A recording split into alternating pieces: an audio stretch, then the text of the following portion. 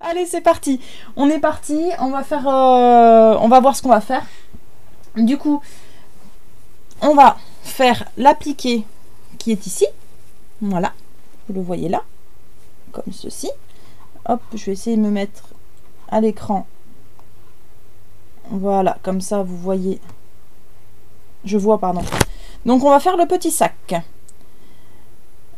Hop. Vous aurez accès à la version fille. Je sais pas si vous avez vu. Vous avez le kit que j'ai mis sur ma boutique. Je vous redonnerai le lien à la fin. Vous avez le kit pour pouvoir le faire à la maison. Celui-là ou le garçon. Hop. Et vous avez tout dedans. Vous avez les tissus, vous avez le gabarit, vous avez les explications pour faire le sac, pour tout faire. Nous, là, ce soir, on va faire que l'appliqué. Parce qu'on n'aura pas le temps de tout faire. Pour celles qui ont préparé le tuto, celles qui ont téléchargé, vous devez avoir le gabarit général, ici. Et vous devez avoir les petits morceaux un peu partout. Voilà. J'en ai fait tomber, c'est pas grave. Au passage, je vous avais demandé de préparer, pour celles qui veulent le faire en même temps, les petits morceaux de tissu. Hop, je vais passer ici pour vous montrer. Donc, on a les petits morceaux de tissu sur lesquels on a tracé les différents morceaux qui constituent notre appliqué. Là. Hop. Sur celui-là, on ne voit pas bien les traits. Là, on les voit.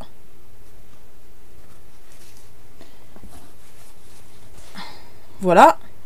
Tous mes petits morceaux sont là, sont prêts. Et j'ai préparé ma base en traçant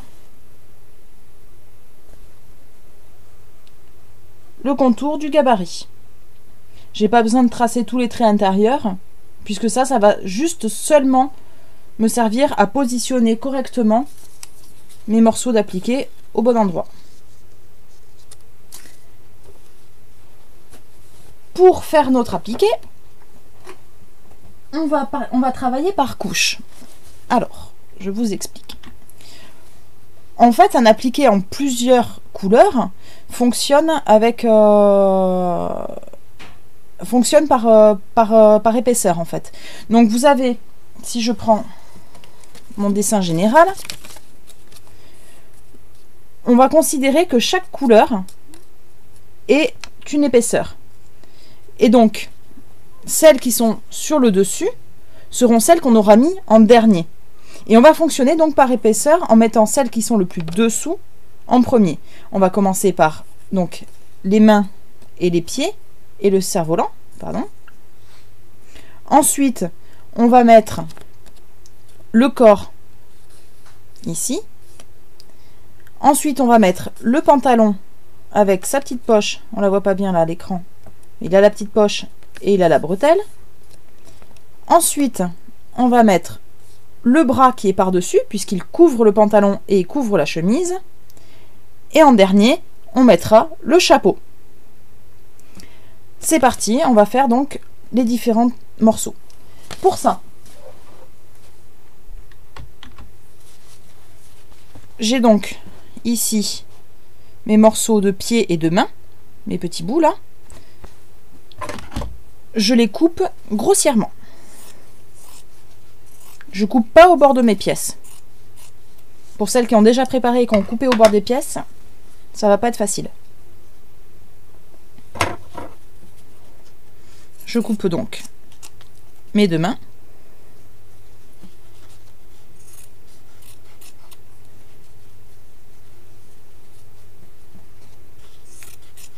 Et mes deux pieds. J'ai mes 4 pièces. Hop, celle-là est un peu pliée. J'ai mes 4 pièces. Je vais les mettre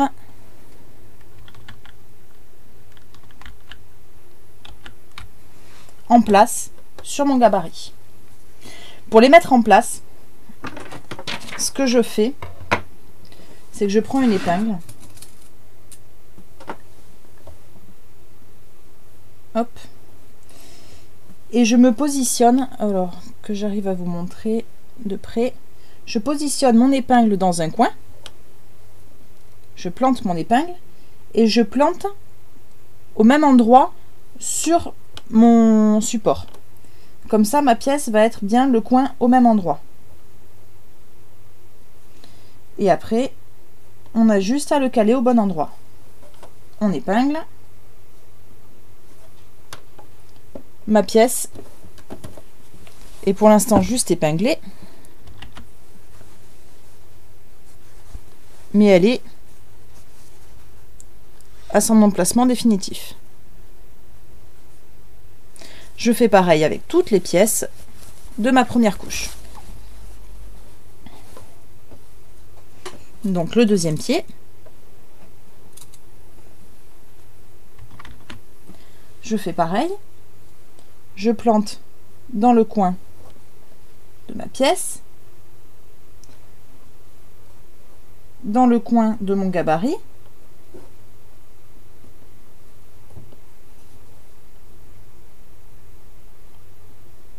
Je le positionne correctement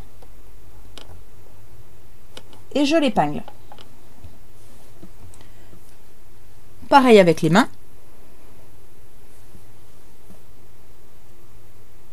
Donc cette main-là,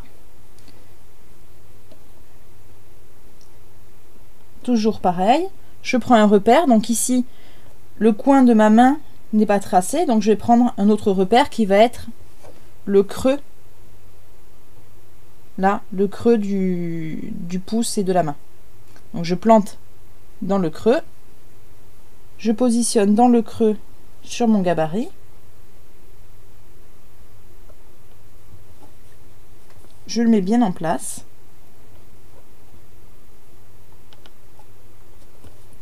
et je l'épingle. Quatrième main. Pareil, même repère. Je prends le creux, ici. Je plante. Je plante dans mon gabarit. Je la positionne correctement.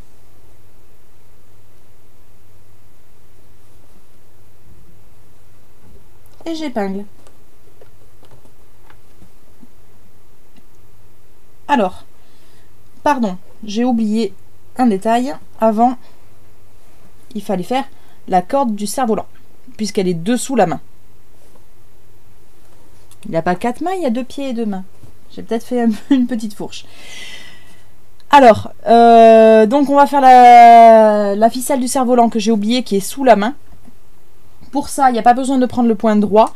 On passe directement en point bourdon.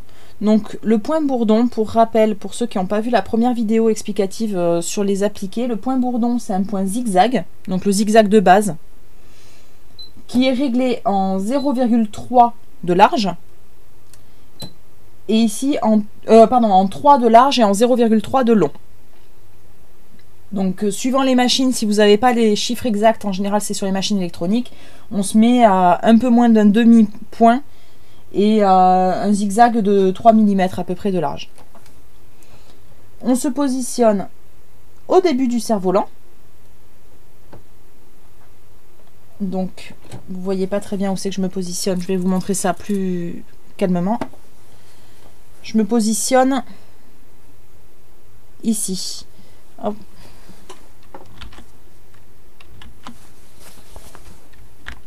Il ne veut pas changer de caméra? Voilà. Donc je me positionne. Hop. Je vais planter mon aiguille au début du cerf-volant pour tracer au point bourdon la ficelle du cerf-volant. C'est parti.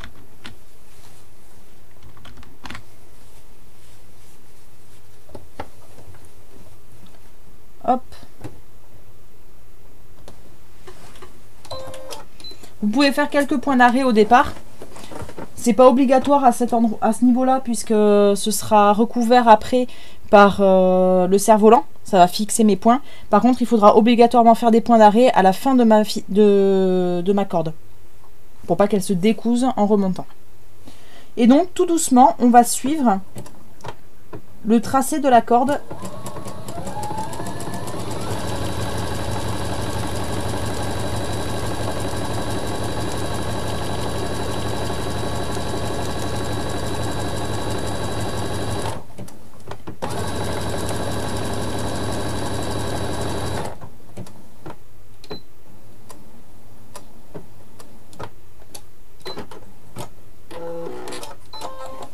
Et voilà. Donc, ici, j'ai la ficelle de mon cerf-volant qui est faite. Oui, tout doucement. Alors, le tout doucement, en fait, vous avez l'impression que ça va beaucoup plus vite que ce que je fais, parce que la machine, la caméra ne suit pas les mouvements d'aiguille. Mais vraiment, je vais pas vite, promis. Est-ce que vous avez des questions pour l'instant, jusqu'à cette étape-là? Ça n'a pas l'air? Je vois pas de questions. Hop, pendant ce temps, je vais réépingler mon petit bout de main. Qui s'était échappé.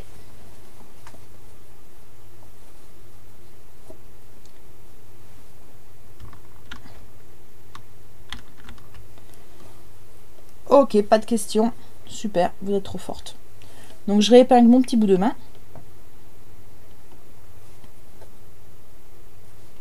Donc je plante dans mon repère.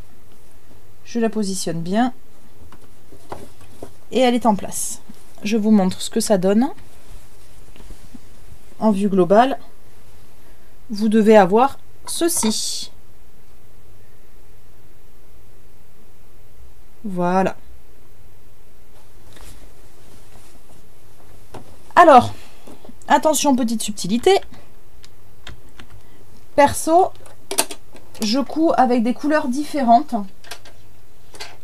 pour chaque morceau. Vous pouvez tout faire d'une seule couleur. Oui, je vois que Magali a posé une question. Est-ce qu'on va en arrière pour faire les points d'arrêt? Et Aude a répondu oui, effectivement, on va en arrière pour faire les points d'arrêt. On fait des points retour. Donc, je vais changer de couleur. Puisque sur le mien, tous les morceaux, je vais les coudre avec un fil de couleur assortie. On peut les faire tous en noir, on peut les faire tous en une seule couleur, pas forcément du noir d'ailleurs. Ou on peut faire chaque morceau avec une couleur assortie. C'est vraiment une question de préférence. Je repasse en point droit. Et comme on est sur des toutes petites pièces, je vais prendre une longueur de point plus courte que d'habitude. Personnellement, je descends à 1,6, donc une longueur de point de 1,5 suivant là où vous êtes. Là. Pourquoi faire des tout petits points? Parce que avec des petits points, vous allez plus facilement prendre les courbes. Avec des points trop longs, ça va être compliqué de faire des petites courbes très serrées comme là. Plus on a des petites pièces, plus on fait des petits points. Donc là, je vais faire un point droit autour de toutes mes pièces en suivant mon tracé. C'est parti.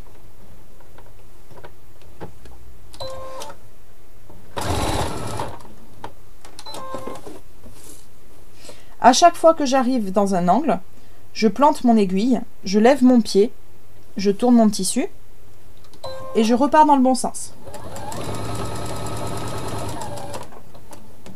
Ça marche aussi pour les courbes trop serrées.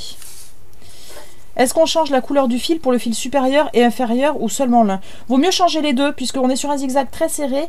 Vaut mieux avoir les deux, sinon on risque d'avoir le fil canette qui remonte. Et ça risque d'être pas joli et de se voir.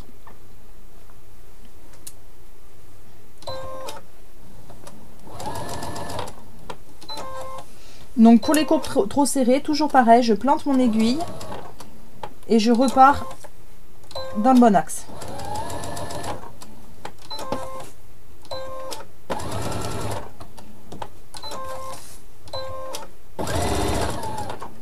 Pas besoin de faire de point d'arrêt, il suffit de chevaucher Là, j'ai juste chevauché mes 2 points. J'étais partie de là et je me suis arrêtée ici. Ça suffit. Et on fait ça pour nos 4 pièces.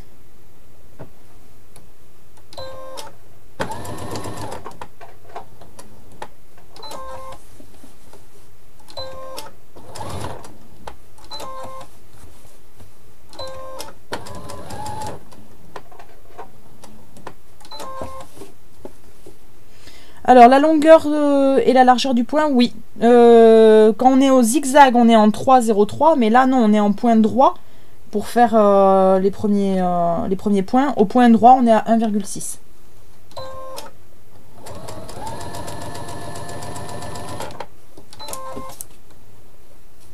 Je précise pour ceux qui vont regarder le replay YouTube demain quand je l'aurai mis en ligne, que quand je réponds aux questions comme ça en plein milieu, c'est les questions qui apparaissent sur le chat et vous le voyez pas forcément. Donc il faut que je pense à lire la question, sinon ça va faire bizarre sur le replay.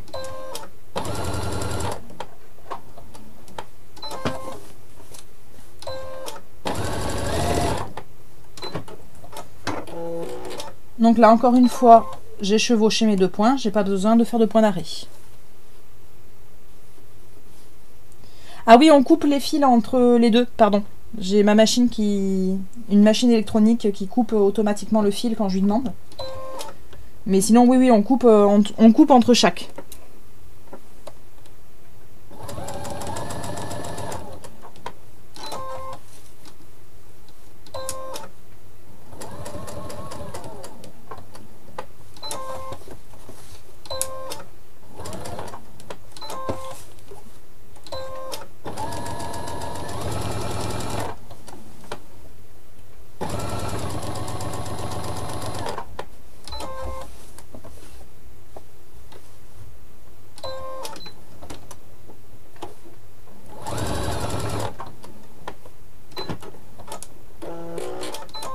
Hop, et il me reste donc ma 4e petite partie à coudre.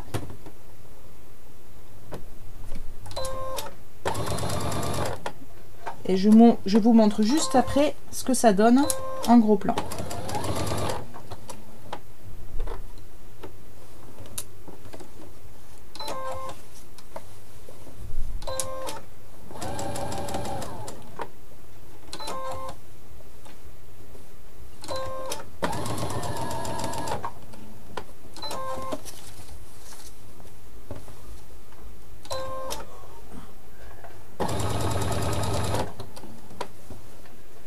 Donc je sais pas si vous voyez le mouvement que font mes mains.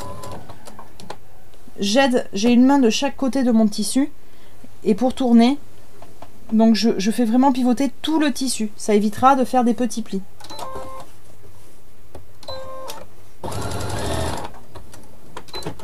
Voilà.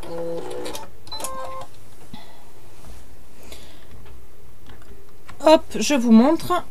On a donc nos 4 morceaux qui sont cousus au point droit le long du tracé. Ce qu'on va faire maintenant, c'est qu'on va couper le surplus de tissu qui est autour. On peut le couper maintenant, c'est bien fixé. N'hésitez pas s'il y a des questions au fur et à mesure à me poser.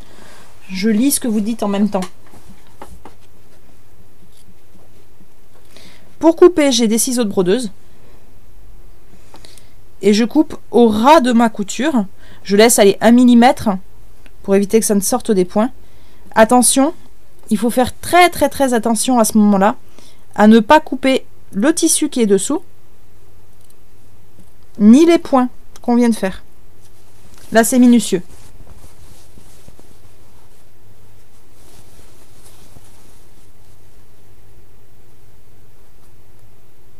Hop, Corinne demande avec quel genre de ciseaux il faut couper. Comme il me semble que je l'ai dit juste avant, avec des ciseaux de brodeuse.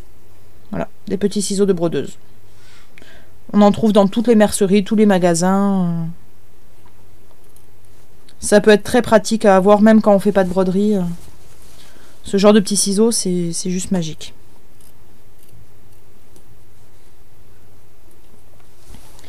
Donc là, hop.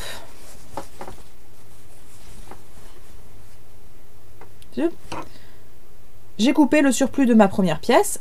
On va faire ça pour toutes les pièces.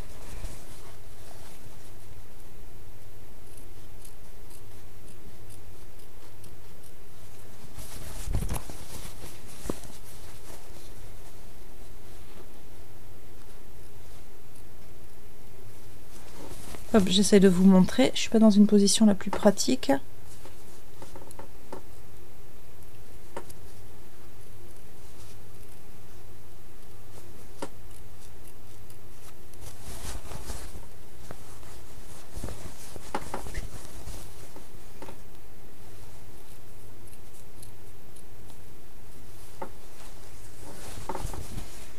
Alors attention, ne faites pas forcément comme moi je jette tout par terre. Pas bien. On peut aussi avoir une petite poubelle. Ça peut être pratique. Hop.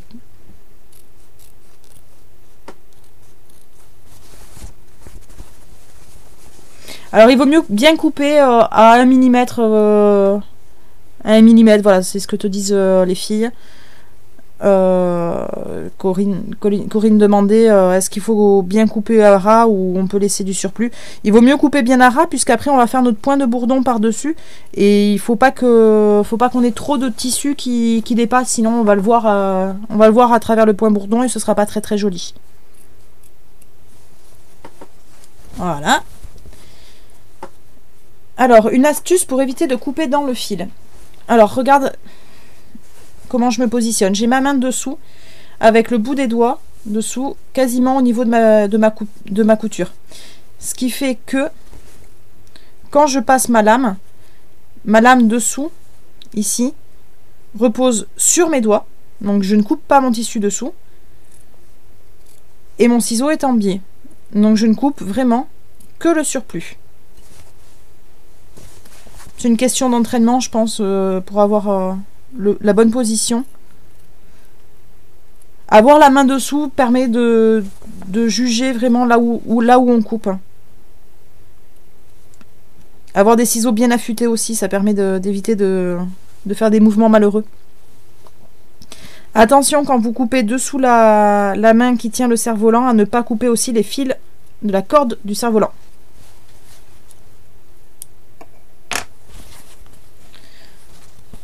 Et voilà. Donc on a tout. Hop. On a tout coupé. On va maintenant faire le bourdon. Le bourdon, donc ça va être notre point zigzag en 0,3 et en 3 mm. 0,3 de large. 0,3 de long et 3 mm de large, pardon. Alors par contre, on va pas faire tout le tour de la pièce. Ça sert à rien. Pourquoi ça sert à rien? Parce que, comme on parlait tout à l'heure au début, je vous expliquais qu'il y a des couches les unes par-dessus les autres. Et donc là, au-dessus du poignet des deux mains et au-dessus des chevilles, on va avoir la chemise et on va avoir le pantalon. La chemise et le pantalon vont couvrir cette partie-là et eux auront le bourdon. Donc ici, on n'a pas besoin de faire le bourdon. On va faire le bourdon que sur les parties qui seront visibles, à savoir le tour extérieur des pieds, ici aussi, le tour de la main et le tour de la main. On ne fait pas le bourdon au niveau des poignets ni au niveau des chevilles. Donc on se remet la machine en point bourdon.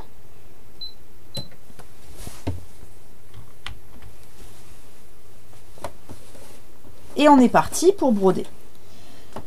Par habitude, je pars toujours avec mon aiguille à l'extérieur. Ça permet d'avoir un point plus régulier. Donc je plante mon aiguille d'abord. Ici, je la plante à l'extérieur de mon trait. Donc elle est à l'extérieur de ma pièce, puisqu'elle va piquer une fois à l'extérieur, une fois à l'intérieur de la pièce. Je baisse le pied et je suis partie pour suivre mon tracé.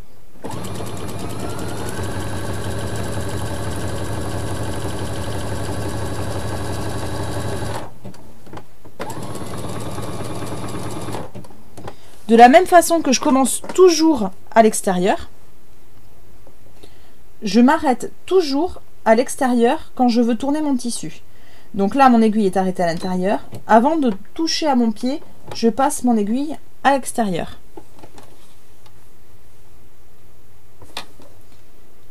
J'ai replacé mon tissu. Je suis repartie. Des fois, il ne veut pas avancer. Là, c'est le cas. Au risque de faire un bourrage, je préfère tirer un petit peu avec ma main qui est derrière mon tissu pour l'aider à avancer.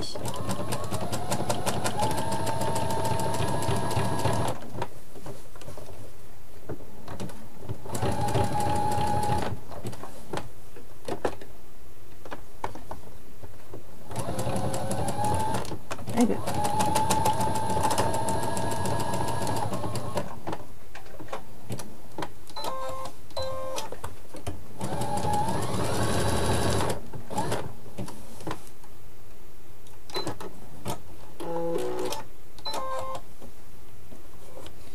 Alors j'ai eu pas mal de bourrage, du coup mon point n'est pas très régulier. Pourquoi mettre l'aiguille à l'extérieur plutôt qu'à l'intérieur? C'est une question de finition et d'habitude en fait. À partir du moment où tu prends le réflexe de commencer à l'extérieur, tu prendras le réflexe de commencer de t'arrêter à l'extérieur quand il faudra tourner. Quand tu tournes en piquant ton aiguille à l'extérieur, hop, quand tu tournes en piquant ton aiguille à l'extérieur, donc ouais, mon point n'est pas très régulier à ce niveau-là, ça permet que tes fils passent par-dessus, ici, et donc ça évite de faire un écart, pardon, quand tu as tourné. Là, ça se chevauche parce que j'ai pris mes points à l'extérieur. Si je m'arrêtais à l'intérieur, j'aurais un écart où il n'y aurait pas de points, tout simplement. Hop. On va donc faire le bourdon.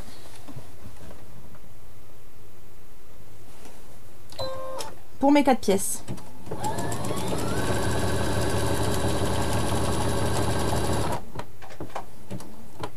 Alors on s'arrête à l'extérieur de la courbe en fait, c'est pas forcément à l'extérieur de la pièce. Là par exemple je suis à un angle qui est en intérieur, donc je vais m'arrêter au niveau de l'extérieur de l'angle. À quel moment s'arrêter pour tourner? Quand tu vois que ta machine t'arrive pas à prendre l'angle, tu t'arrêtes, tu piques à l'extérieur, tu tournes ton tissu pour reprendre la courbe. Dès que tu vois que ta courbe est trop serrée, il vaut mieux s'arrêter, replacer son tissu et repartir.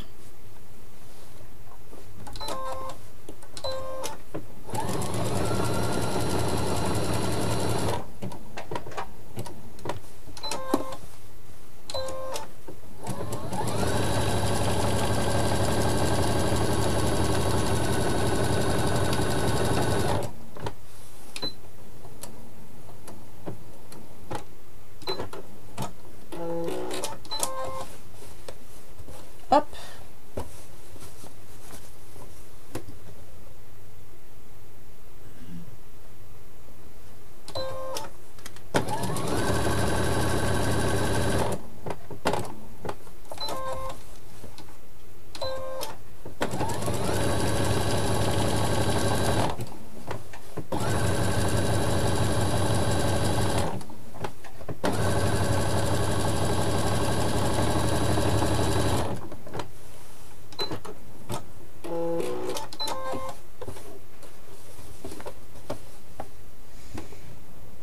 Et donc, le dernier.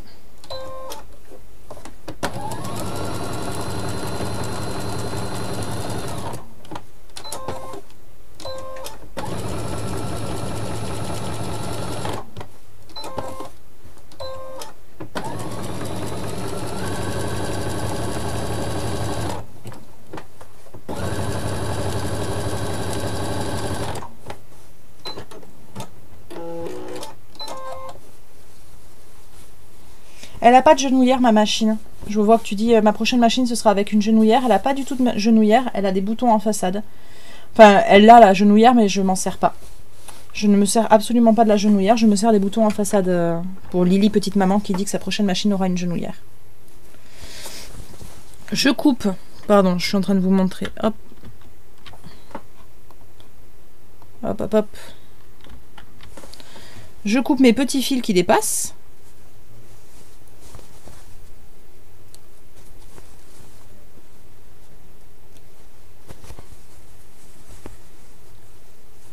Oui, il faut couper le fil si tu n'as pas le coupe-fil automatique, effectivement.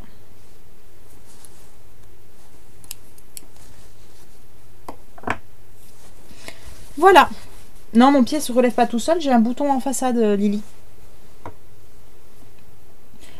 Voilà où j'en suis. On a donc les mains, les pieds et la corde qui sont faits. On va faire maintenant, hop, notre cerf-volant. Et on aura fini la première couche. Je réponds à la question vite fait. C'est quoi une genouillère de machine à coudre? Une genouillère, c'est un... D'ailleurs, tu vois, Lily, l'emplacement de la genouillère, elle est là. Voilà, donc il n'y en a pas. C'est une barre, en fait, avec laquelle tu bouges avec le genou et tu peux programmer sur les machines électroniques à quoi ça sert. Donc tu peux programmer que ça va servir à couper le fil, ça peut servir à... Tu peux la programmer pour lever le pied de ta machine, etc. Personnellement, avec mes 2 petits monstres à la maison, c'est même pas la peine. Voilà. Je couds avec le pied ou en automatique, je couds avec le pied. Je ne supporte pas de coudre en automatique. On va passer au cerf-volant. Hop. Donc, ma petite pièce de cerf-volant, elle est là. Je change vite fait. Oh, pardon. Je me suis trompée. Hop. Je change vite fait mon fil de couleur. Et je passe donc en vert, puisque mon cerf-volant est vert.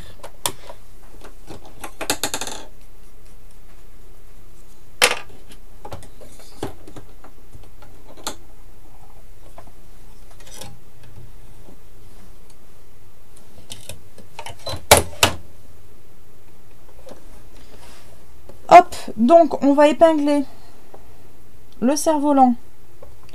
Vous vous souvenez de la méthode?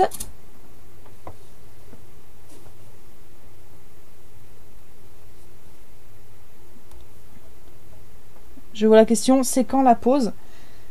La pause pour les pauses questions ou poster? On va avoir du mal à faire des grandes pauses, sinon on n'aura jamais fini. Est-ce que c'est que je vais trop vite, que vous n'arrivez pas à suivre?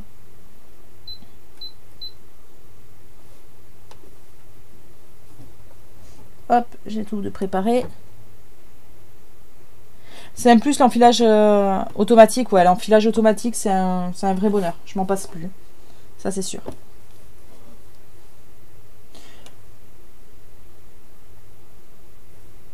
Donc, si c'est bon, je vois tout le monde qui lâche. Je dois aller trop vite. Je suis désolée. Ce qu'on va faire, c'est qu'on va continuer. Et puis, je répondrai à toutes les questions, après. Sinon, j'ai peur de vous prendre... J'ai peur de vous prendre toute la soirée juste pour faire l'appliquer. Donc on est parti. On va faire notre cerf-volant. Comme tout à l'heure, d'abord le point droit, le long des contours.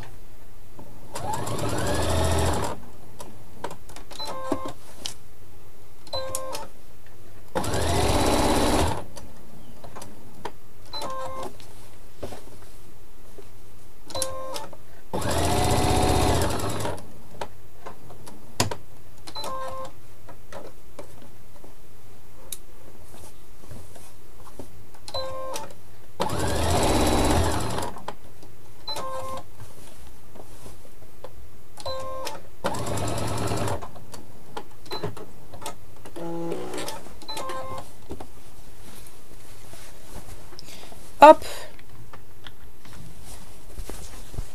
mon cerf-volant, il est prêt. Comme tout à l'heure, je vais donc couper mon surplus de tissu avec mon petit ciseau de brodeuse.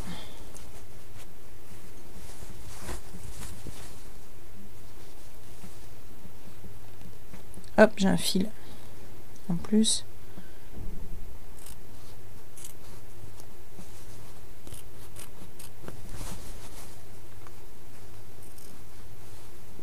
Hop, j'essaie de bien vous montrer. C'est pas facile pour me caler devant la caméra.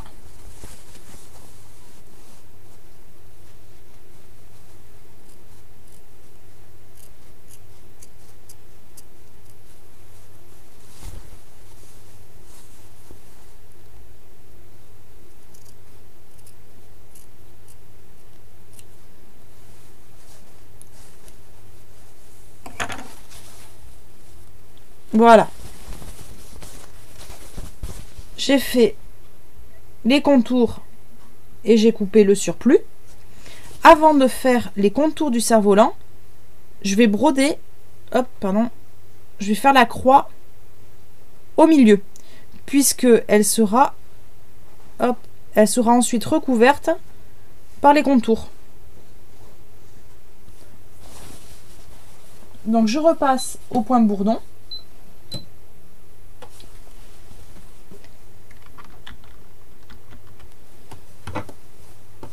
Et je vais commencer à faire la croix.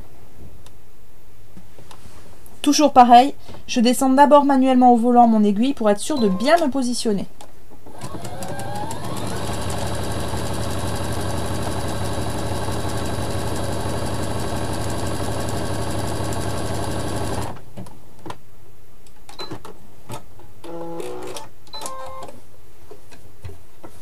Là. Et je fais le deuxième côté de la croix.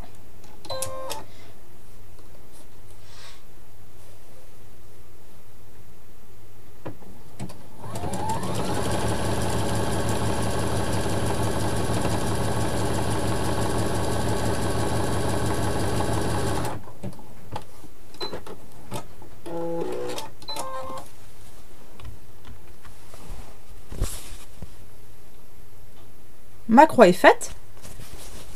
Je vais couper, hop, je vais couper mes deux fils qui sont en trop.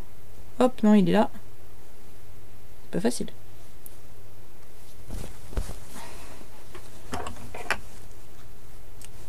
Hop.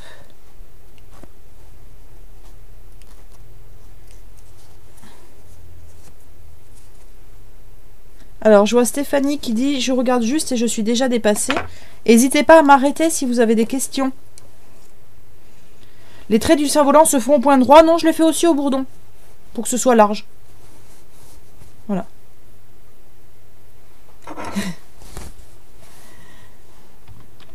Après, c'est une question de préférence. Si, pour les traits au milieu... Pour les traits au milieu, on peut faire au point droit, on peut faire au point avec un point d'écho, on peut faire avec un point de broderie, n'importe quoi. Alors, j'ai une petite question. Marie, t'as laissé la griffe dessous ou t'as mis la plaque pour que le tissu glisse plus facilement? Non, j'ai mis la... J'ai laissé les griffes. Je laisse toujours les griffes. La plaque de reprisage, je m'en sers... Personnellement, je m'en sers jamais. Je fais toujours avec les griffes. Voilà. Donc c'est parti, on va faire le tour de notre cerf-volant au point bourdon. Donc je commence sans faire de point d'arrêt, j'en ai pas besoin. Par contre, il faudra que j'en fasse à la fin, puisque là, ma pièce est fermée tout le tour. C'est parti.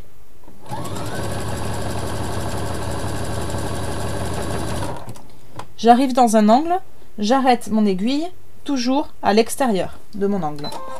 Je tourne mon tissu.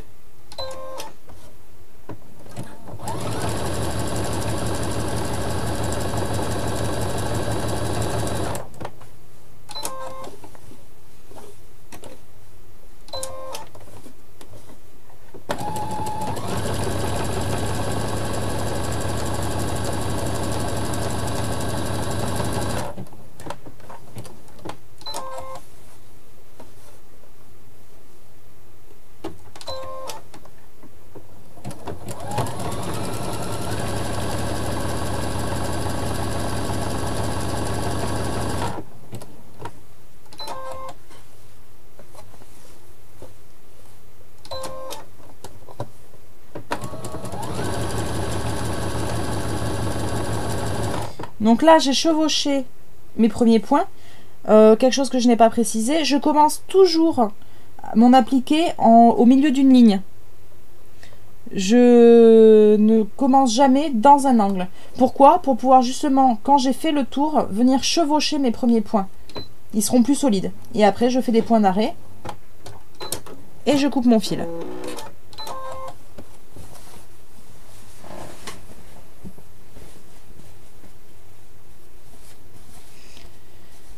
Hop, je vous montre ce que ça donne.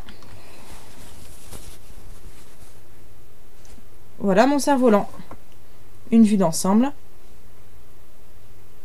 On a le tout.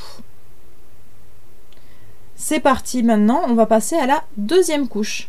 Donc comme je vous le disais tout à l'heure, une fois qu'on a fait la corde, le cerf-volant, les pieds et les mains, on va faire la couche la plus en dessous qui vient après, la chemise, la partie chemise avec le bras, pas le bras qui est tout seul. Donc je coupe, hop, c'est donc ce morceau là qu'on va faire.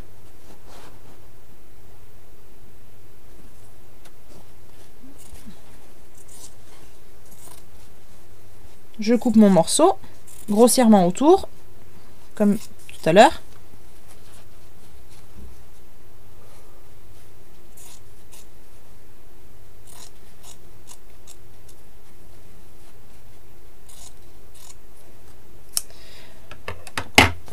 Aurélie, on voit pas du tout où c'est chevauché. Non, c'est justement le but. C'est justement pour ça qu'on le fait sur une ligne droite. Comme tu chevauches tes points, du coup, ça, le raccord se fond dans la masse. Au final, on ne voit plus.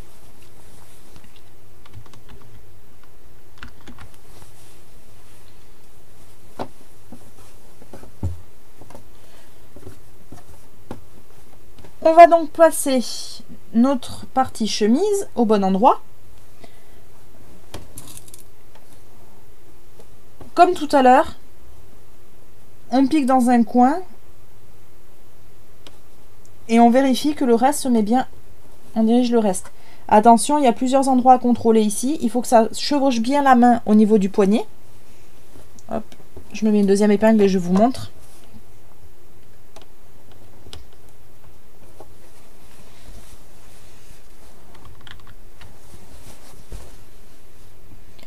Donc, on fait attention à ce que ça chevauche bien ici la main avec le poignet. Et ici, il faut que ça arrive, quand vous soulevez, vous vérifiez que ça arrive bien au niveau du bord du chapeau. En bas, que ça suit bien.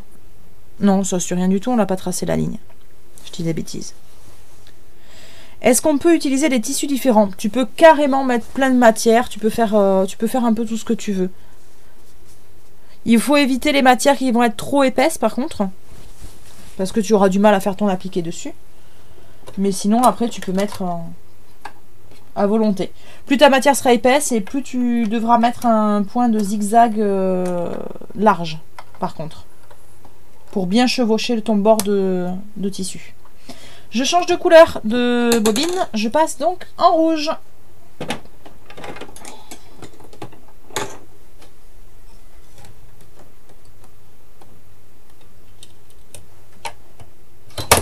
Et pas le satin. Alors le satin, c'est encore pire, parce que le satin est un tissu qui s'effiloche énormément. Donc le satin, on peut faire des appliqués avec, mais par contre, il faut vraiment faire un zigzag large et s'assurer qu'il ne va pas se sortir de la couture. Le problème du satin, c'est qu'il va s'effilocher sous la couture et il va se sortir tout simplement de la couture. Ni l'élastique, ouch, galère. Alors l'élastique, il y a une astuce, c'est de le fixer, en fait. Donc le jersey, tous ces tissus-là, il suffit de les fixer avec un thermocollant, avec un renfort de broderie ou n'importe quoi, pour justement contrer l'élasticité. C'est du coloriage au fil que tu nous fais exactement. C'est le principe du coloriage. Et si vous voulez faire vos propres modèles, il suffit de chercher sur Google des coloriages, c'est les modèles les plus adaptés. On peut thermocoller avant. Ouais, tu peux thermocoller. Là, justement, le but, c'est de faire sans thermocollant parce que ça coûte cher et parce que ça rigidifie le tissu. Personnellement, j'aime pas faire avec le thermocollant. En feutrine, est-ce que c'est possible? Avec de la feutrine fine, oui. Faut faire attention à ce qu'elle soit pas trop épaisse. Sinon, comme la feutrine est carrée, tu vas avoir une démarcation sous ton bourdon, ce sera pas joli.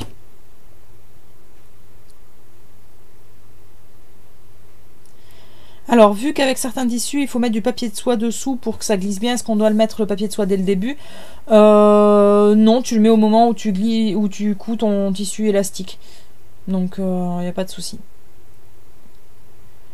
Tu chevauches de combien de millimètres? Je chevauche de 3 millimètres. Ça sert à rien de trop chevaucher. C'est juste arrêter les points. Arrêter tes premiers points. Ça suffit. Donc on est parti. On va faire donc le contour en point droit de la chemise. Et après on fera le bourdon. On enlèvera le surplus et on fera le bourdon. C'est parti pour l'étape suivante.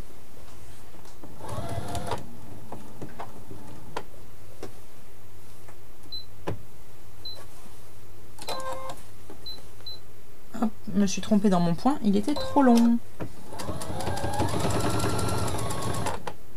C'est mieux.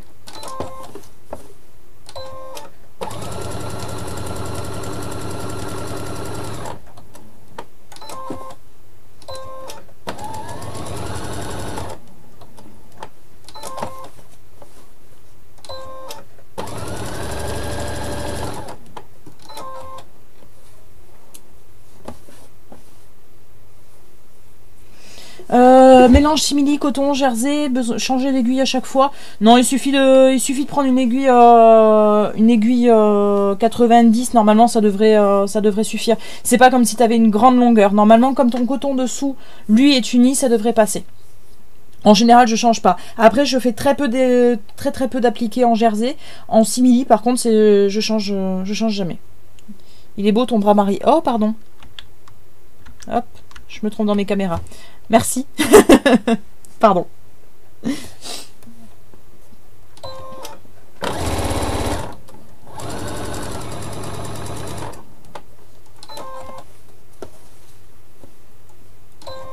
Par contre, vous avez remarqué que mon bras était magnifique, c'est déjà ça.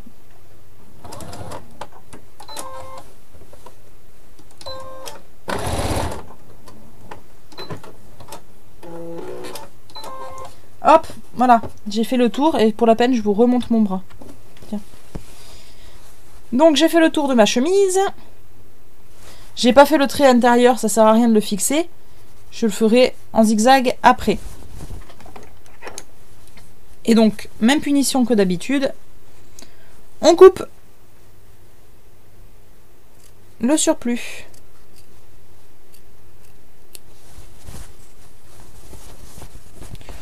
Non, je le chevauche pas de beaucoup, je le chevauche même pas d'1 millimètre, puisqu'après on aura le bourdon qui va être par-dessus. Pardon, j'ai oublié de rappeler la question. Ton tissu rouge, tu le chevauches de beaucoup sur les mains. À peine. Vraiment à peine, même pas 1 millimètre. Sachant que là, il ne doit chevaucher que la main. Hop. Il ne chevauche que cette main-là. Voilà, il est vraiment au bord de cette main-là. Ce qui chevauche, au final, c'est mon surplus, mon léger surplus qui va être au-dessus. Vu que là, on a le deuxième bras qui va être par-dessus, là, ça va... Hop, je vais couper, vous allez le voir. Ça chevauche pas du tout. Ce qui est normal, pas de panique. Vous n'avez pas fait de bêtises.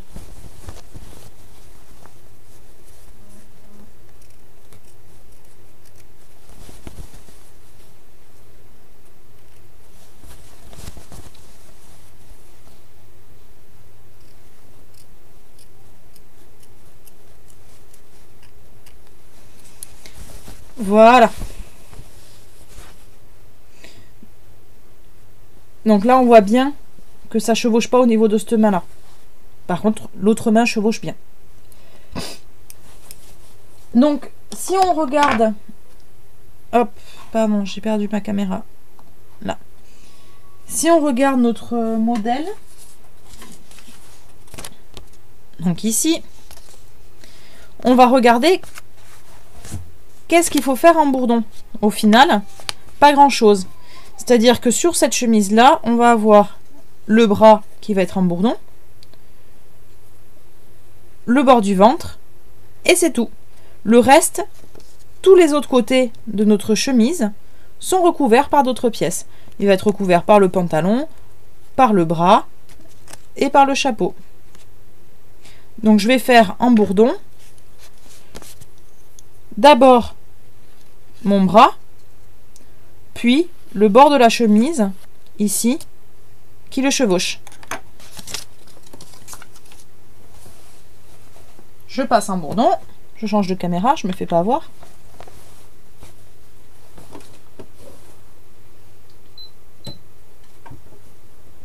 Je plante mon aiguille donc pour faire le bourdon du bras.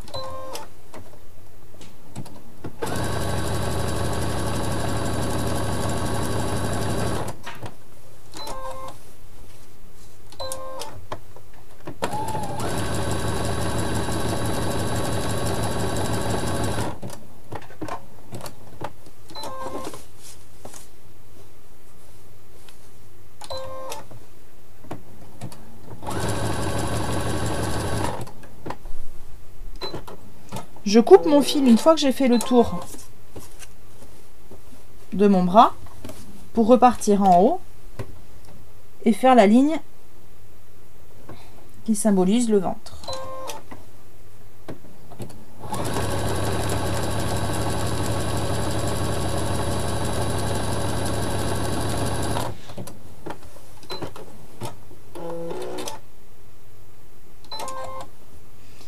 Alors, je n'ai pas compris pourquoi la main et la chemise ne se chevauchent pas. Hop, je vais te montrer tout simplement. Parce que on a une autre pièce qu'on n'a pas encore mis, qu'on mettra après, qui est ce bras-là. C'est lui qui chevauchera la main. C'est par-dessus, c'est une autre pièce.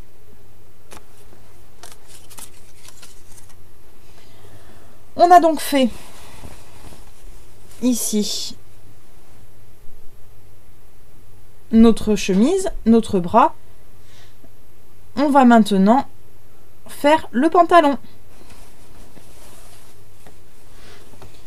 Je change de couleur et je passe au fil bleu.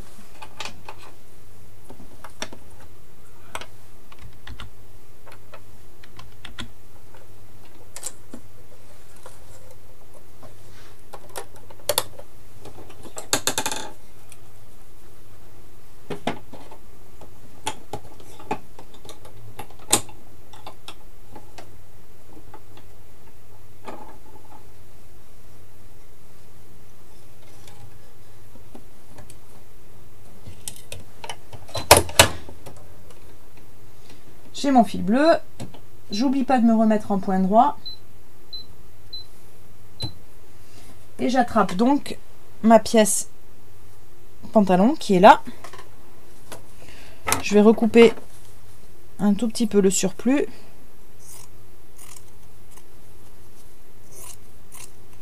Je coupe grossièrement autour, mais là il y avait vraiment trop de tissu.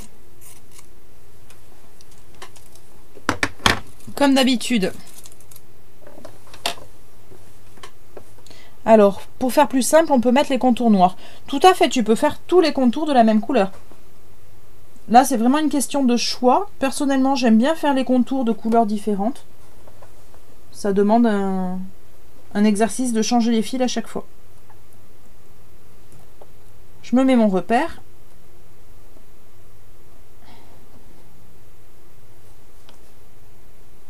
Donc là, attention à ce que le pantalon soit bien placé au bon endroit.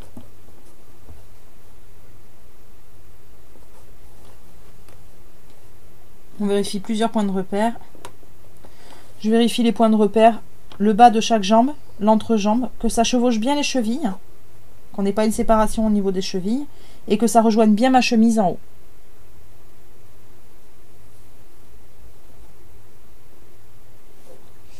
Alors, je ne comprends pas pourquoi l'autre bras est une pièce à part. Je vais te montrer. Dans ces cas-là, quand on ne comprend pas le positionnement des pièces, on regarde le gabarit général. Et là, tu vois que le bras, il passe par-dessus le pantalon. Il doit donc venir après. Si j'avais voulu mettre le bras avant, mon pantalon aurait chevauché mon bras. Et comme j'ai une couleur différente, il est obligé de venir après. Si on fait tous les contours de la même couleur, éventuellement tu peux le faire en même temps, vu que tu n'auras pas un souci de changer de couleur. Là, je suis obligée. Je passe au point droit et je fais le tour de mon pantalon.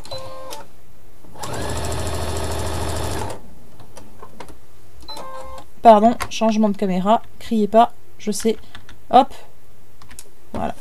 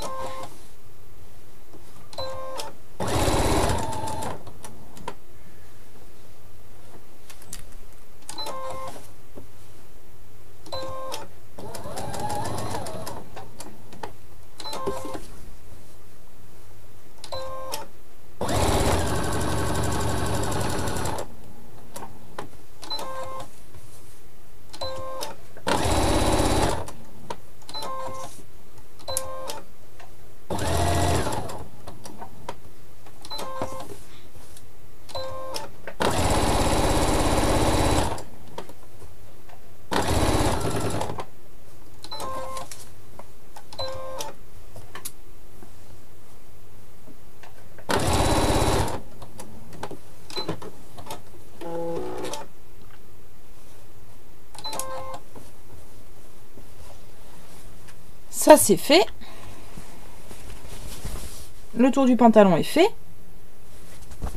On coupe le surplus.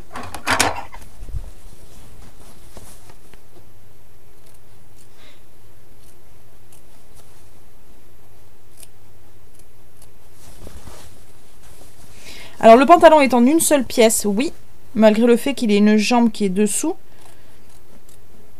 On va montrer la jambe qui est dessous, comme on a fait pour le premier bras en fait. On va faire d'abord le tour de la jambe qui est dessous, et ensuite on fera le tour de l'autre jambe. Pourquoi je l'ai fait en une seule pièce? Tout simplement parce qu'on a deux pièces qui se chevauchent, mais qui sont de même couleur. Donc du coup, on peut se permettre.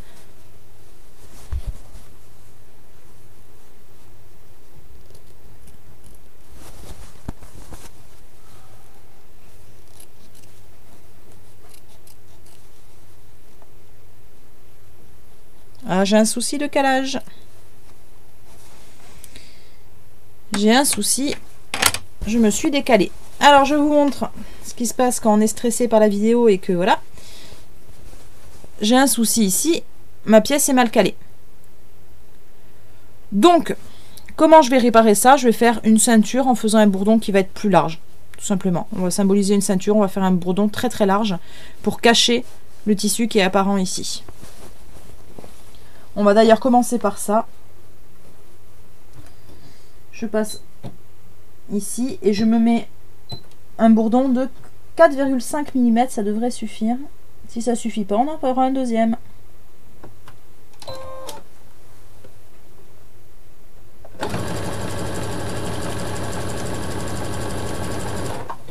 Mon bras, pardon.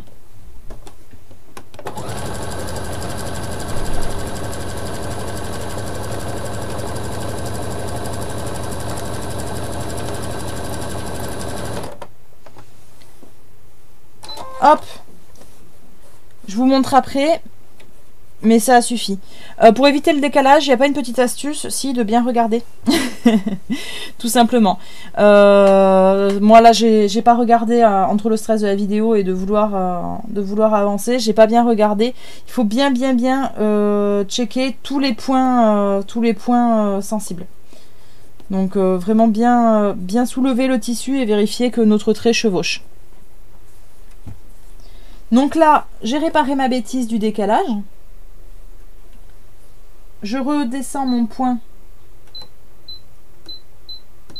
pour éviter d'avoir un trop gros trait qui fasse tout le tour. Il n'y a que ici qu'il y en avait besoin.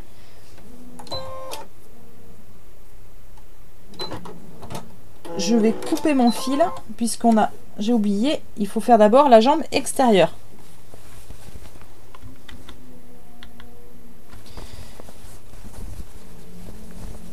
Je fais des bêtises, je me reconcentre, pardon. Donc on va faire d'abord la jambe extérieure et après on fera le reste. Vous voyez ici que la ceinture, j'ai récupéré mon problème. J'ai un petit décalage qui se fait au niveau du bras ici, c'est pas très grave.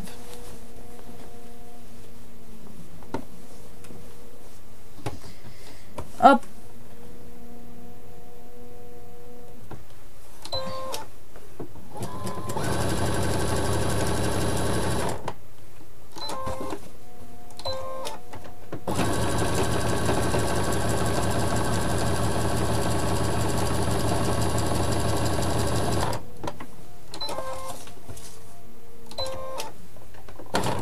Oh, mon bras. Pardon.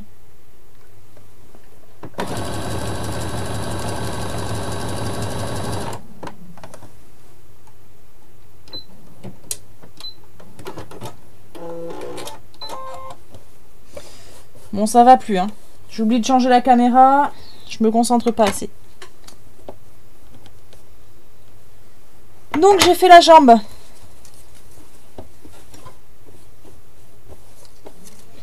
Donc, on va faire le tour, le reste du tour du pantalon.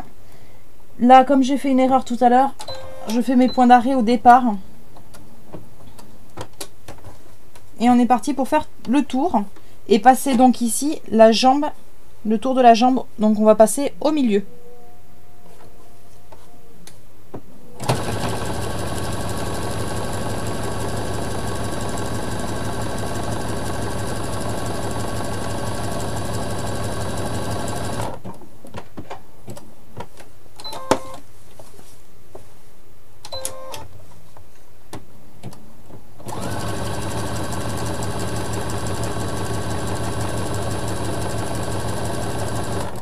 Là, j'ai bien mon bourdon, je vous montrerai après, qui a fait la jonction entre le pied et le pantalon.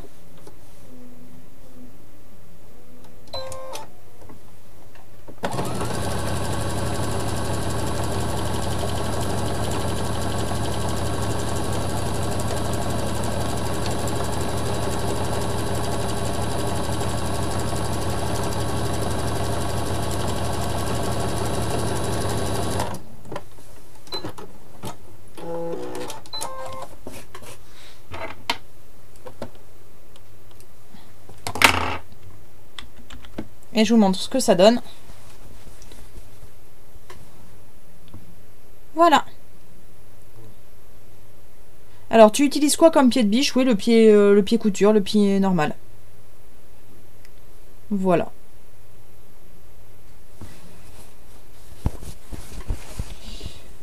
On est reparti pour la suite.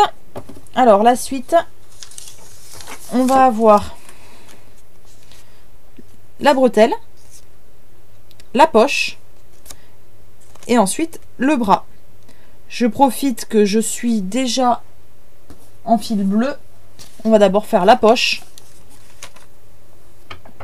et la bretelle. Attention, on est sur des toutes petites pièces pour le coup. N'hésitez pas à aller lentement pour bien suivre les bords.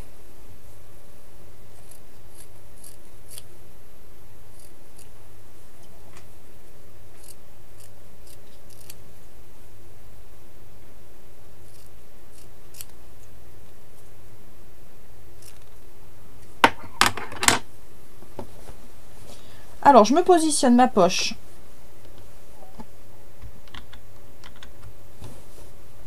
Pour le coup, il n'y a pas un emplacement spécifique. On se la positionne un peu là où on veut pour que ce soit joli, que ce soit harmonieux et cohérent. Voilà. Point droit. Pensez à bien baisser le point pour le coup, puisqu'on est sur des, plus on est sur les petites pièces, plus on pique sur des petits points.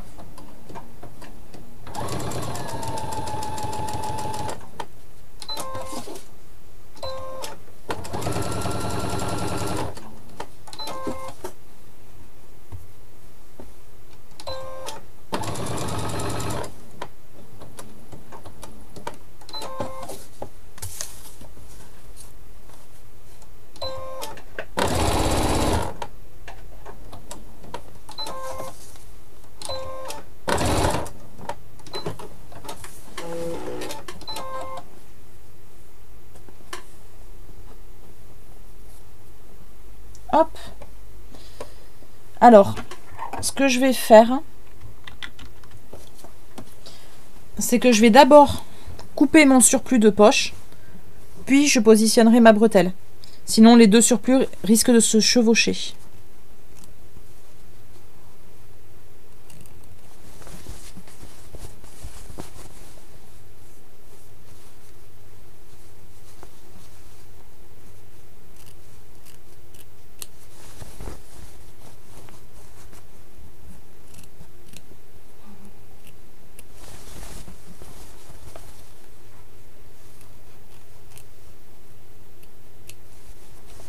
Là. Hop, j'ai un fil bleu qui dépasse. Non, il est coupé.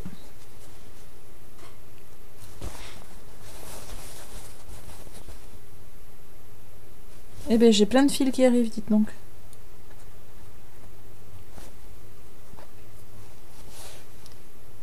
Voilà. Et je vais positionner ma bretelle.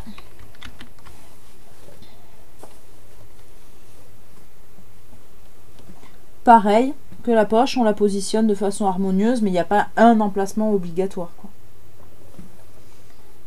Puisqu'elle est par-dessus tout et qu'elle n'influe pas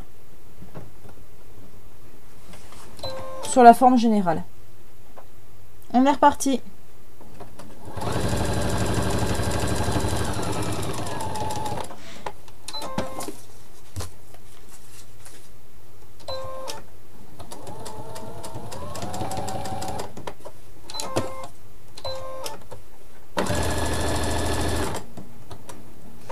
La bretelle, quand vous la positionnez, essayez juste de faire attention à ce que le haut de la bretelle coïncide avec le haut de la chemise.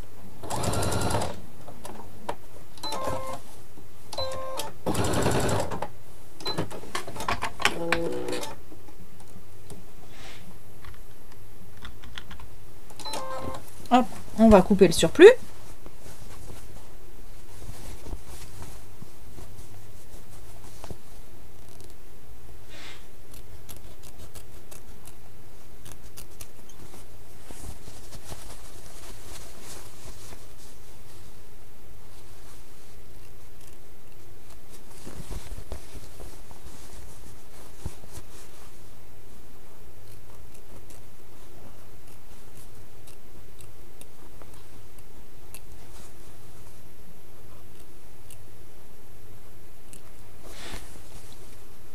Voilà.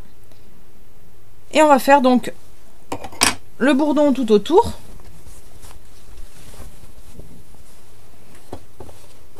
Attention pour le coup, le bourdon, on est sur des angles très serrés. Ici, on est sur des angles très serrés. Et donc, il va être un peu délicat à faire.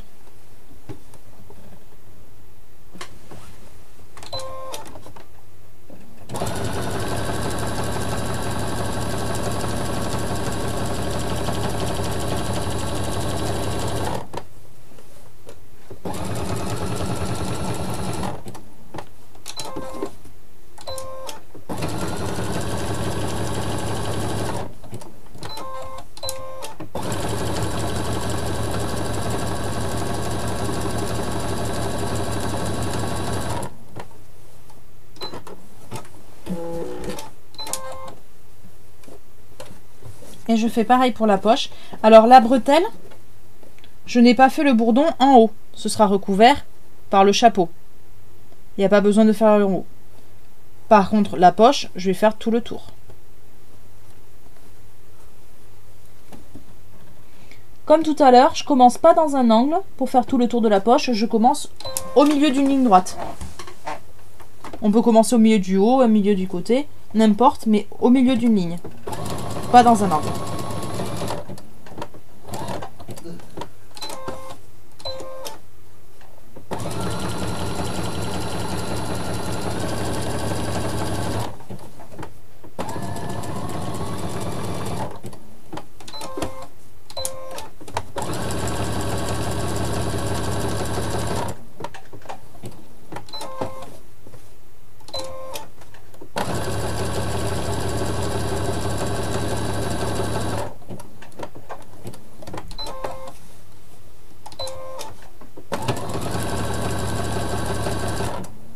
Et je chevauche de quelques points, je fais des points d'arrêt et je coupe mon fil.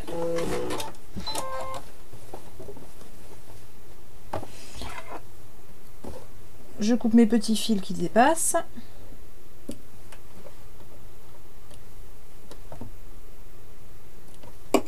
Et je vous montre le résultat.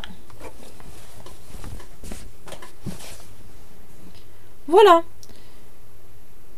Notre bonhomme est presque fini. Il ne nous manque plus que le bras qui vient là et le chapeau. C'est parti. On va donc changer encore une seule fois. On passe en rouge.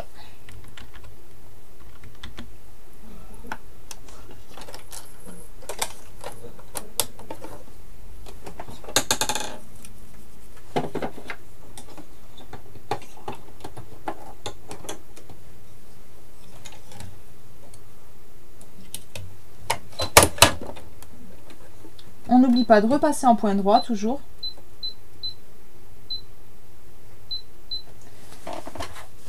J'attrape mon petit bout de tissu qui était préparé pour mon bras.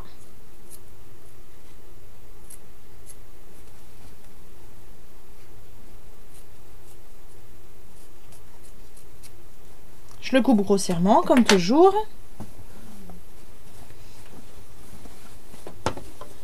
Et donc là, on va se positionner le bras. L'important sur celui-là, ça va être de bien positionner le poignet au niveau de notre main.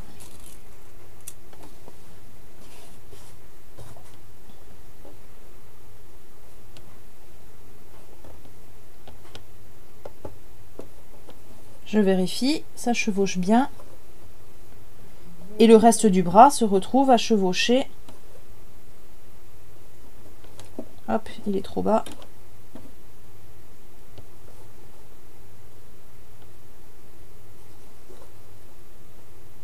Voilà.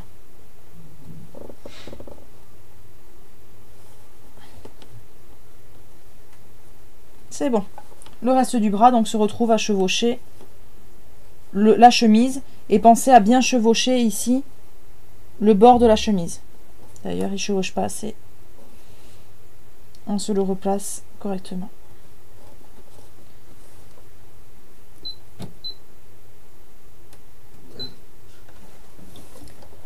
C'est parti pour le point droit.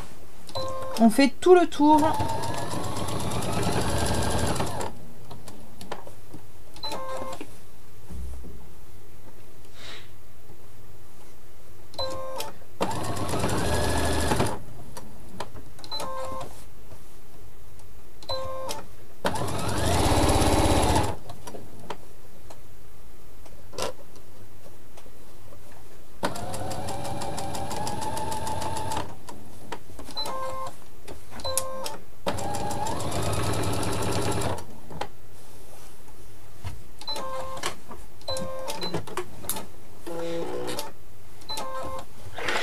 Hop, je coupe mon surplus.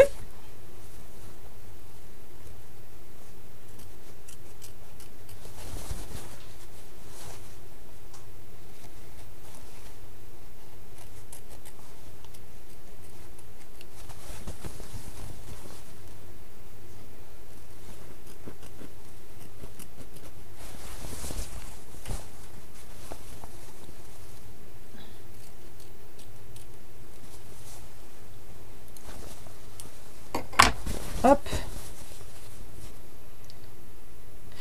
Alors, je vois que vous vous demandez quelle est ma machine. Oui, c'est ça, Browser Innovis 1500, mais je crois qu'elle n'est plus vendue. Je crois qu'elle est plus faite, mais il doit y en avoir un équivalent. Par contre, attention, c'est pas une machine à coudre, c'est une machine à coudre et broder. C'est aussi une brodeuse, donc niveau tarif, elle est assez élevée. Après, il y a des Innovis qui font couture pure et qui sont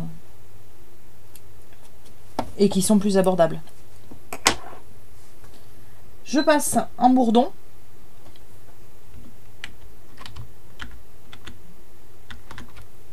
Et on va faire le tour de notre bas complet avec donc un raccord. Je commence en plein milieu, comme toujours.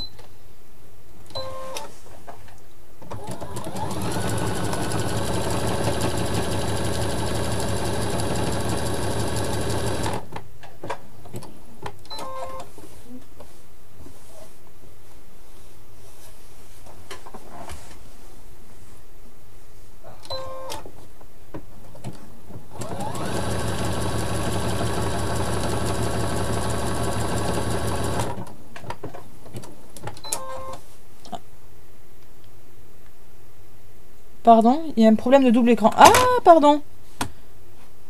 Ok, bougez pas. Ça va revenir. J'ai la souris qui a cliqué. Pardon, pardon, mea culpa. Excusez-moi. Aléa du direct. J'attends que ça revienne avant de reprendre.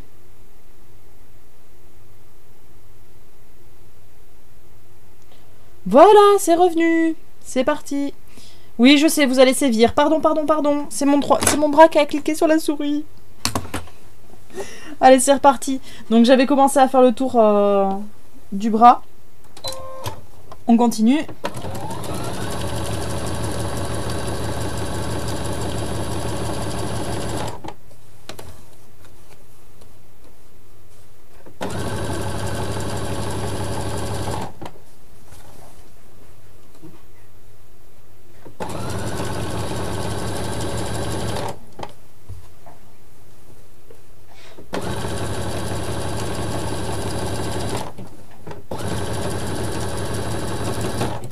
Je chevauche de quelques millimètres, je fais des points d'arrêt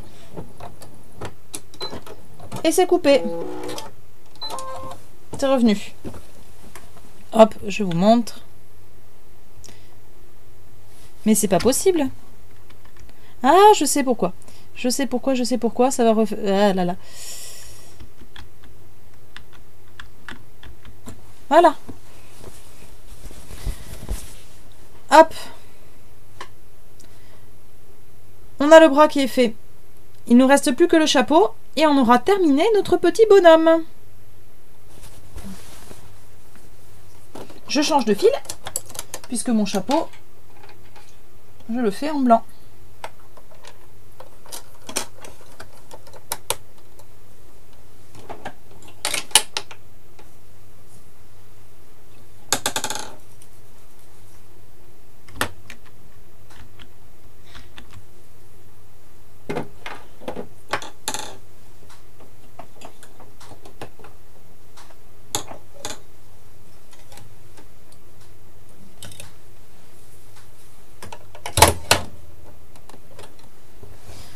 Hop, mes fils, c'est bon.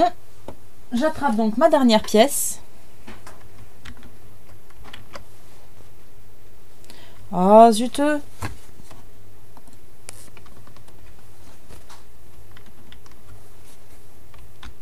On va y arriver. Ça fait pas ce que je veux, mais on va y arriver. Là. Voilà. Donc on attrape la dernière pièce. Et on va la positionner. Et on va la mettre. Là, attention, on la positionne vraiment bien à son emplacement.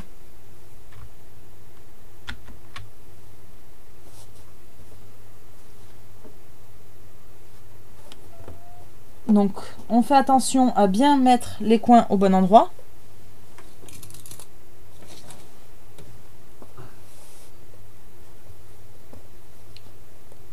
Là, ici, on est bon. Je vérifie en haut. Je suis bien positionnée. Je vérifie en bas. Je suis bien positionnée. On connaît le rituel par cœur. On passe au point droit. Et on fait tout le tour du chapeau.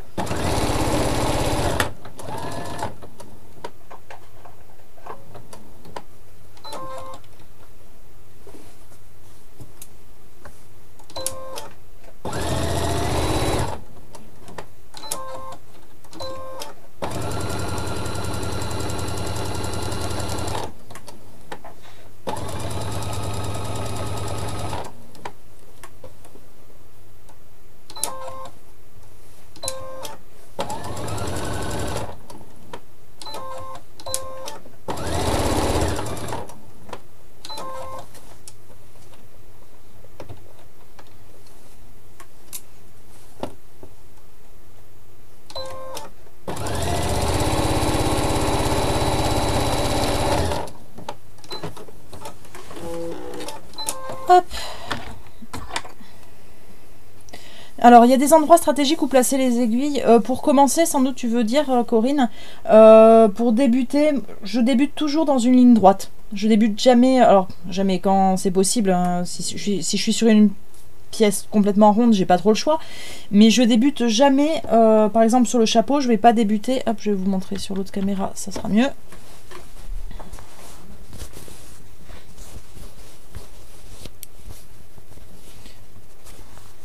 Je débute jamais dans une courbe. Hop, là.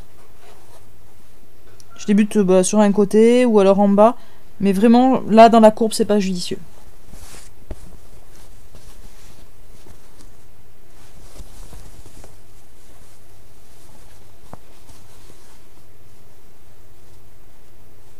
L'épingle... L'épingle... Ah, pour tenir le tissu. Pardon, j'avais pas compris. L'épingle pour tenir le tissu, pour bien les positionner avant de commencer, je me mets dans les coins.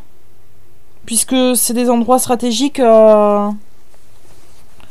c'est des endroits stratégiques qui sont obligatoires d'être chevauchés entre mon gabarit et mon tissu que je mets par-dessus. Donc je mets mon épingle dans un coin et après je vérifie le haut que ça chevauche bien ou le bas. Voilà. J'espère que c'était ça la question. Je pense que j'ai dû rater un commentaire.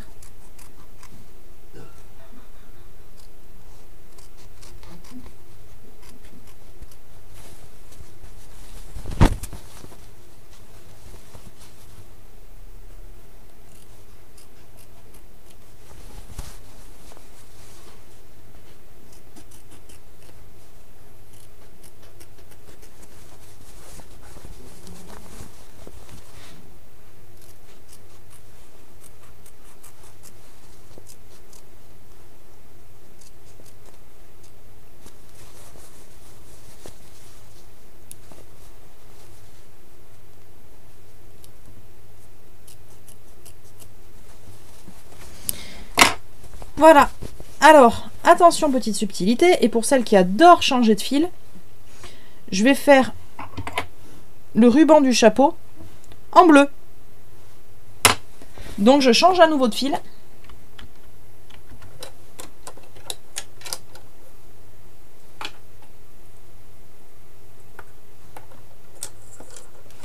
Alors, tu pourras tous les revoir, les commentaires, après le live. Alors, je peux les voir pendant un petit moment, mais j'ai pas accès indéfiniment et ils sont pas enregistrés sur la vidéo. Sur la vidéo que vous aurez sur YouTube, il n'y aura pas les commentaires, il y aura juste... la partie écran caméra de visible. C'est pour ça que j'essaie de relire les questions à chaque fois que vous posez les questions. Je passe directement sur mon bourdon.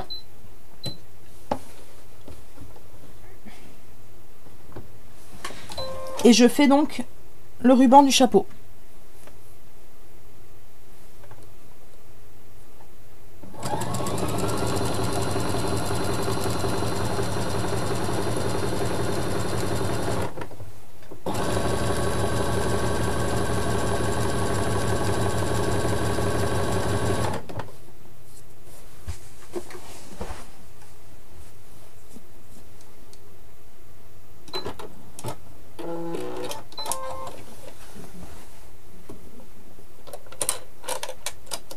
Hop, je repasse en blanc. Puisqu'il me reste plus que la dernière étape et on a fini.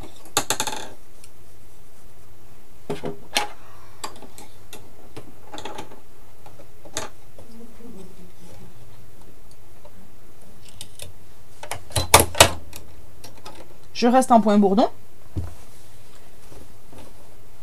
Je coupe juste ici mon petit fil bleu qui dépasse.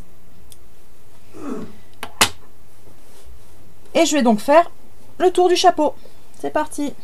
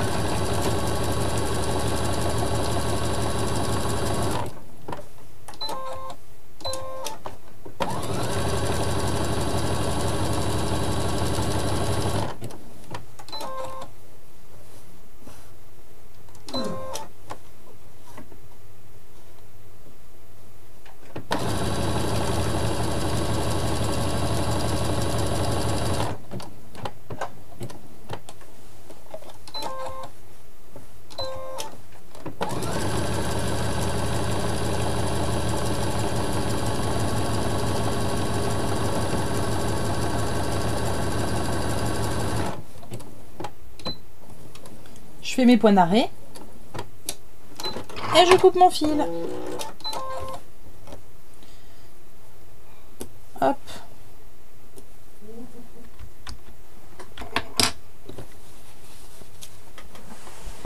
Alors, si on se trompe, est-ce qu'il est possible de découdre le point de bourdon? Alors oui, tu peux découdre le point bourdon. Là.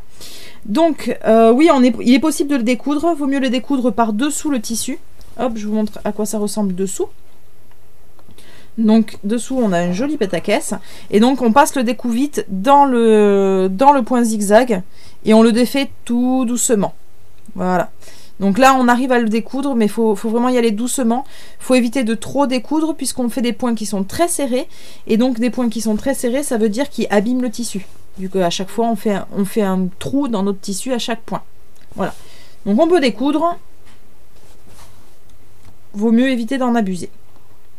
Hop, on passe en grand écran, comme ça, vous m'avez en grand. Oh, coucou. On a fini. On a fini. Pour celles qui veulent... Celles qui ont prévu de le faire sur un grand tissu comme moi, on peut l'adapter ensuite pour en faire un sac. Il suffit de le plier en deux, de coudre les bords, etc.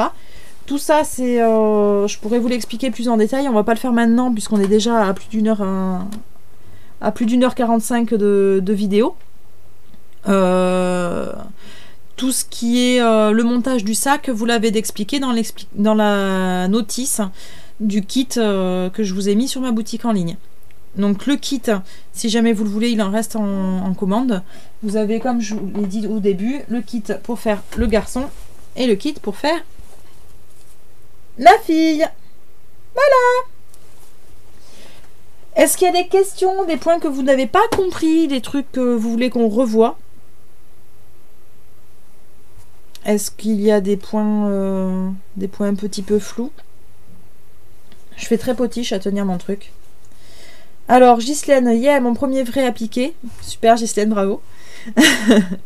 Faudra... non, apparemment, j'ai vu voir vite fait... J'ai vu voir vite fait Ghislaine qui était à fond. Quelqu'un qui... Donc, Elodie qui disait qu'elle avait fait l'album. Donc, on va mettre toutes vos photos dans l'album. Je demande qu'à voir vos réalisations. Vous prenez le temps qu'il faut. Vous le faites demain, vous le faites dans le week-end, la semaine prochaine, dans 3 mois, c'est pas possible. Voilà. Moi, je demande qu'à voir vos réalisations. Les kits, les fourmis kits, c'est pareil. Vous n'hésitez pas. Vous me montrez vos photos des sacs terminés. Et puis, on fera un joli album avec tout ça. Voilà. Alors, question, je ne peux pas régler la largeur de mes points pour faire les points bourdons. Est-ce que quand même me lancer dans cette créa? Tu peux essayer de le faire avec le point à boutonnière. Le point à boutonnière est un point zigzag serré. Le problème, c'est qu'il n'est pas assez large. Donc, il va falloir vraiment bien caler tes pièces pour essayer de limiter les décalages. Tu vois, par exemple, tout à l'heure, j'ai rattrapé ma bêtise avec un zigzag qui était plus large. Avec ton point boutonnière, tu pourras pas. Donc ça va être vraiment calé au millimètre près. Ensuite, si on veut faire appliquer ton sur ton, est-ce que c'est possible de faire juste le point bourdon sur le dessin? Bien sûr, tu peux faire, tu peux faire une seule pièce et faire que les traits au point bourdon ensuite. C'est une technique de broderie de faire les appliquer. C'est ce qu'on appelle une technique de broderie. Donc du coup, tout est possible, il n'y a pas de limite à l'imaginable, chacun fait comme il a envie. Si on veut faire les contours d'une seule couleur, comme je disais au début, on peut. Si on veut faire les contours de couleur ton sur ton, on peut. C'est vraiment une question de choix. Comme tout à l'heure, quelqu'un le comparait au coloriage, ben exactement pareil que le coloriage. On le fait... on fait avec les couleurs qu'on veut, avec les contours qu'on veut, avec... on s'amuse, on s'éclate, et c'est là où on entre dans le domaine de la création, c'est que vraiment on s'éclate dans ce qu'on fait. Alors, commentaire de Charlotte, un peu de sirop pour Pierre. Ouais, vous avez mon homme à côté, c'est pas qu'il tousse, c'est qu'il est mort de rire, regarde des vidéos sur internet, c'est rien. Bon, je pense que on va pouvoir couper le live. Je récupère la vidéo dès qu'elle est disponible sur le site. En général, il y a un petit décalage. Donc je vais récupérer ça. Dès qu'elle est disponible, je vous la mets sur YouTube. Vous pouvez me poser toutes les questions tant que vous voulez sur l'événement Facebook, sur le groupe couture Facebook pour ceux qui y sont. Pour ceux qui y sont pas, vous pouvez m'envoyer un MP et puis je vous y rajouterai avec plaisir. Et puis j'attends de voir vos réalisations, j'attends de voir ceux qui me commandent des kits, n'hésitez pas, il en reste encore les fourmis kits et je les envoie dans la semaine. Je les envoie mardi. Voilà, des gros bisous à tout le monde. Un grand merci de m'avoir suivi et puis à très vite pour le prochain live. Au revoir.